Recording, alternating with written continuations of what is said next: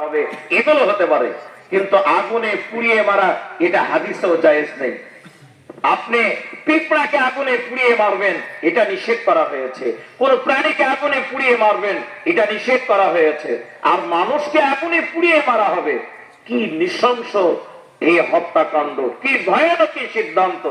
ইব্রাহিমকে হাত পা বেঁধে আগুনে নিক্ষেপ করা হচ্ছে। ইব্রাহিম আলাইহিস সালামকে তার বাবা এসে বলছে, সারেন্ডার করো, তুমি ভুল স্বীকার করো, বেঁচে যাবে। আর যদি ভুল স্বীকার না করো, তাহলে তোমাকে আগুনে পুড়িয়ে মারা হবে। আমরা কি করতাম? আমরা সারেন্ডার করতাম। জীবন বাঁচানো খরচ, কি কথা আছে না? এই কথা বল নাকি ভাই? আমরা বলি জীবন বাঁচানো খরচ, জীবন যদি বাঁচে পরে তো ঈমান বাঁচবে।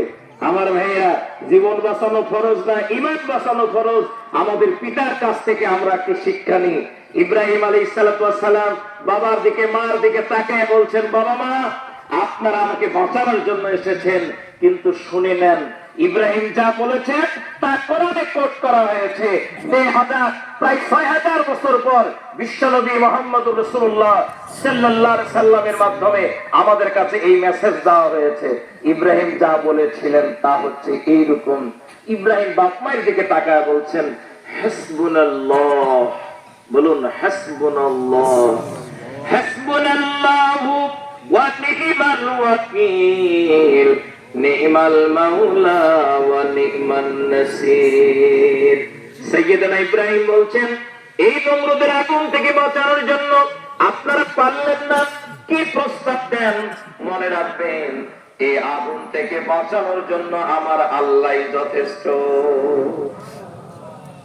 আল্লাহ যদি চান আমাকে বাঁচাবেন, আর যদি না চান আগুনে আমি পুড়ে মরবো, কিন্তু কখনোই আল্লাহর বিরুদ্ধে আমি দাঁড়াবো না। সুবহানাল্লাহ, বলুন সুবহানাল্লাহ। ইব্রাহিমের কি সিদ্ধান্ত?